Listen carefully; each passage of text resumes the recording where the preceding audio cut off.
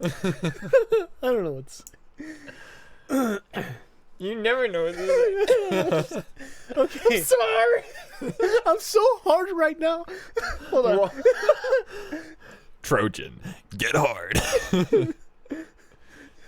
In a world where you can't get hard, take these pills and the fish oil will shove it up your ass. Rated PG-13.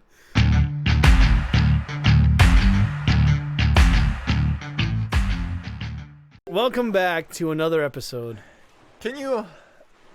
I saw my nephew's penis. I mean, welcome back to another episode. You better elaborate before people click off this episode. I'm a little concerned. Okay, so my little baby nephew he was born. He's finally 4 months or whatever. Wasn't born yesterday. Yeah, my sister changed him in front of me, and I saw his little beans, and they were frickin'. I was just like, I've only seen my beans, but now I've never seen these beans like that in my life. It was the cutest little thing. That was my Sunday afternoon. How about yours? Sunday afternoon? Was that last Sunday? This Sunday, just yesterday. Oh, just yesterday. Oh no, wait, Saturday. I'm sorry. Saturday. I said well, yesterday was my dad's birthday, and I got the. You don't call me for these things, man. I love your family, and you never. You know what? I'm done. I'm walking out. Evan, we'll see you later. I'm done. I'm just gonna scratch my balls in disapproval of what happened. Well, fuck you. I gotta readjust my underwear. I'm gonna shave so much in my skin that I'm gonna look like that voodoo doll that you just. I had a fabulous time on Saturday. Thank you for asking. For my dad's birthday. Yeah, obviously, I want to know. Your family means the world to me. What happened? Why didn't you invite, you dick? I get it. We're in the Rona. Okay, yeah, good excuse. Now proceed before I fucking murder you. Now, which Chuck E. Cheese did you go to? What did you order? We'll go from there. we stayed at home, and they ended up. My sister put on Despicable Me. Oh, fantastic! And that was just during the afternoon. Why? We chatted for a bit. I don't know why she. She. I didn't think she would like that movie. Honestly, I didn't think so either. But I guess. Chile con carne. She mentioned Madagascar, which seems definitely more up her alley. Madagascar is amazing. Oh, I love it. But we watched that and just kind of had that in the background as we chatted, and then had scalloped potatoes for supper. Scalloped potatoes? Yeah, I remember. I think your mom made that for me once. Both my sister and my mom make a mean scalloped potatoes. I recently forgot what they taste like, so whenever that happens again, you just let me know. Absolutely. Scalloped potatoes. Let's scalp your potatoes. Whoa. Whoa. Oh, let's keep it chilled out. All right. Yeah. Anyway, yeah, sorry. We let's see what happened after that. We I guess when we were just chatting during it, talked about random stuff like the next guitars I'd like to buy when I have plenty of money this summer. Right. Random stuff. They talked about my mom was gonna buy some silver coins for starting like more of a coin collection stuff instead of stamps. Dude, I actually found the coolest coin yesterday. Yeah. Cleaning out this apartment, or the other day. It was actually a Minnesota coin that has a bat on it from the zoo. Really? I don't know if these coins are, how do I say, if they're going to be relics one day, but it's because it's dated of the time. I don't know if that has any rarity, but if your mom wants, I got the coin for her. Yeah, that's what's the date on it? 2020. Oh, like this year? This year. That's cool. I don't know if that has any rarity to it, but Like I said, I really don't know much about coins. I collected quarters when I was younger and had them in like a punch sheet thing. Oh you know, yeah, for the different I years and also states. did the same thing, but then I lost all of them because I'm a dum dum. I guess I really didn't care about oddly enough, I didn't care about the United States coins, and I really enjoyed finding, like other country and old ancient coins. Like, I really like looking at, I think I have a few Chinese coins, as well as like Mexican pesos and like, you know, just other currency from different times. They're really cool and unique, and absolutely very awesome. But yeah, no, back to that. We were just chatting because There it there's is. an auction coming up in the next like couple days or something, and Auction? just on like a website auction thing that happens every so often. Okay. And there were some coins, and that's what she was talking about. And found some cool guitars. I'll have to show you. I won't buy them because I want to save up for specific ones, but Right. there's some really cool, like a JEM Junior a Steve Vai signature one. Oh, I know what that is. And then there's another Steve Vai signature with a mirror pick guard. There's a pick guard, but the pick guard is like glass Yeah. mirror. It's super cool. Also, it's got like the triangle eye of what is it called? It's like I'm blanking. Nicolas Cage. Freaking. What's the eye on the pyramid thing? Oh, Illuminati. Yeah, it's got basically that symbol. That's epic. You gotta on the definitely bottom gotta of it. show me I that. actually have a screenshot here on my phone. I'll show you live on the show. Heck yeah, man. Pretty sure I got a screenshot. Yeah, this is the one. The Steve Vai signature, and it's got that on the bottom. Oh, And the glass mirror. epic. It's currently $450, That's Pearl. and it's actually worth like $2,000. Yeah, So I kind of want it, but at the same time, obviously. It's freaking epic, man. I it's definitely also a want 7-string, which is interesting. I've never played a 7-string instrument, it's not worthwhile. but it's still really cool guitar though. Yeah, dude. I mean, for sure. Yeah. But I'd also love to just be that guy and buy Scott Pilgrim. I love the look of the Rickenbacker Yeah. bass, and so I really want to buy the Scott Pilgrim bass. Yeah, dude. That bass is no freaking joke. And so maybe not my next bass, but I'd love to just save up for that. That's one. the bass I would get. Rickenbacker all the freaking way. But the one I want to get is just a starter bass. It's an Epiphone Thunderbird. Epiphone Thunderbird. for a bass. Yeah, I've always loved the design of it. It's like a more of a trapezoid, I would say. No, I don't know, like an inverted trapezoid. It's really cool. Okay, you'll have to show me when we're wrapping up this episode. Yeah, it's a pretty standard one. They have it over at the Rolls Views. Okay. But dang it, I ran out of bait. Nice. Yeah, and I guess after we were chatting a bit at my parents' place, we had cake saying happy birthday, and then I think one of my highlights was I brought over the Wii just in case I wanted to play something with my dad. But as a family, we got to play Mario and Sonic at the Winter Olympics 2010. How was that? And it was awesome. I had a wonderful time.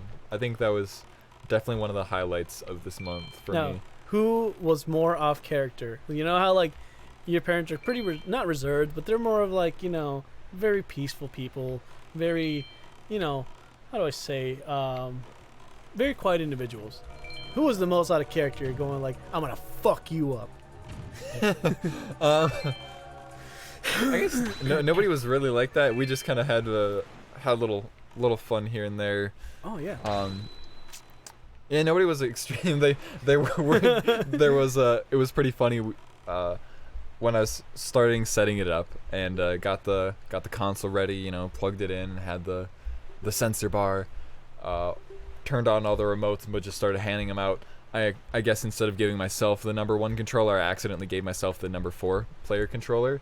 So I gave my sister the power of doing stuff, right? Because she had the number 1 spot. Which she should always. with the game launch, we were talking about doing curling and some other ski jumping and other activities that we wanted to do on the game, but she chose instantly figure skating. And so it was funny because Oh, so funny. Yeah. I was fourth player, and so everybody else went first. And they were, getting used to it. With the figure skating, you're following the line, and there's like the little signals when you're supposed to shake the Wii remote or flick it up or down. There's just like, you're kind of timing it with the music. Okay. And so everybody did their thing, and they, did decent and stuff. And then I come along in fourth, in last place doing mine, and I was nailing like almost all the perfects. Oh wow. And they were just making fun of me for, oh, so this is what you spend your time doing, because I was just nailing everything. Nailing all the perfects on the figure skating game. And that was pretty good. But then we moved on to doing other stuff.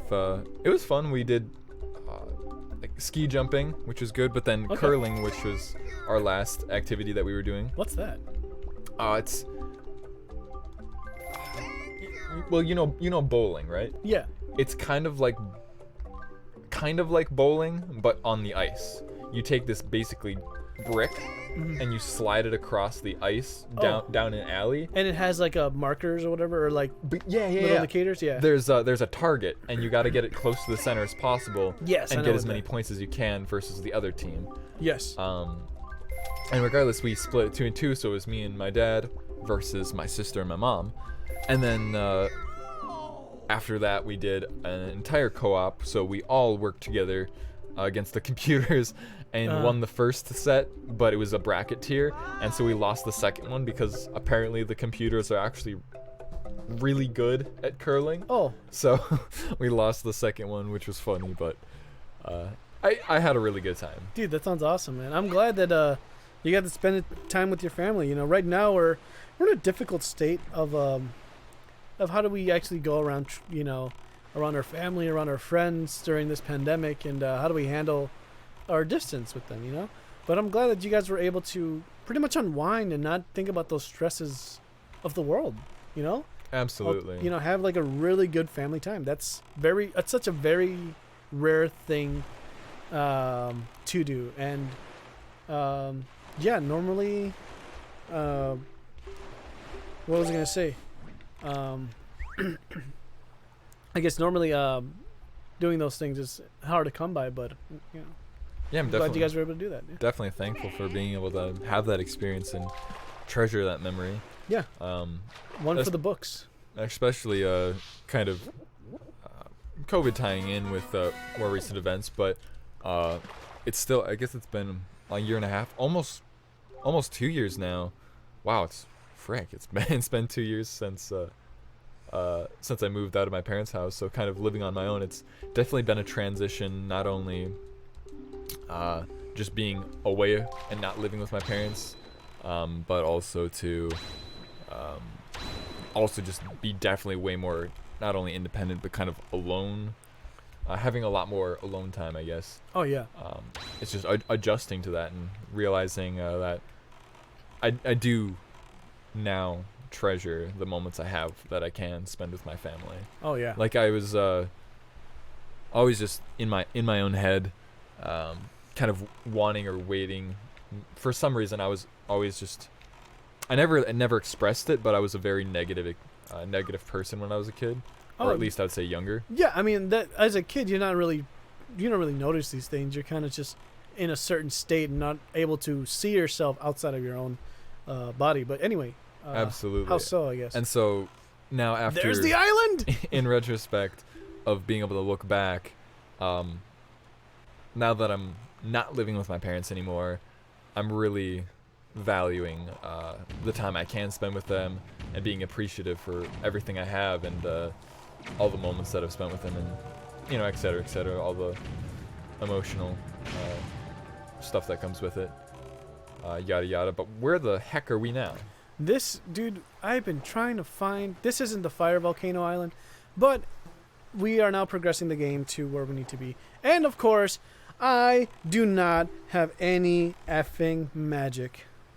Nice, dude. So I need fire to light this place up so that I can actually go into the volcano. So as of right now, it's Nerf or nothing. Just the light and the fire. That's the second time I've heard that song today. Today? One of my my mom's husband's kids. She's super young. I think she's like 8 or 9 or whatever. For some reason, likes to go into the bathroom, which is right across from my room, and sing into the mirror Like the and 4th of July. yeah, and like have conversations with, I would think, a demonic presence, and walk on her, do like, you know how you would do the bridge with your body, as in like you would Then backwards. yeah, Yep. she would like to do that, and then walk from the bathroom to the kitchen doing that. And boy, oh boy, if you're not expecting that, it is sure a jump scare. I can't imagine. Have you seen? Oh, this is all the time we have for this episode, but I'll have to find and show you. Maybe you've already seen it, but it's this dude in the street doing like a crab walk, kind of like a bridge Oh yeah. thing, but he's kind of all distorted, and then just sprints towards somebody in this distorted crab walk on the ground towards somebody and scares the crap out of them. Get out, really? Yeah, it's. Oh, Evan, I messed up. What?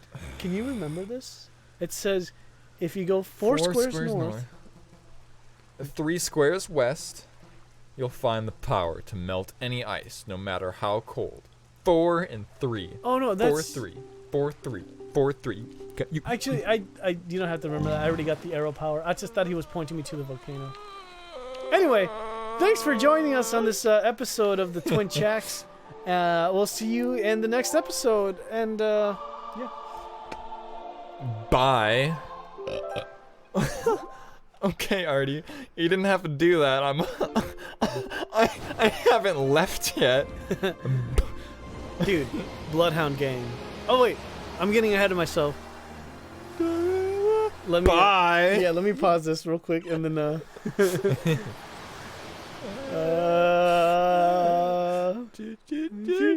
right.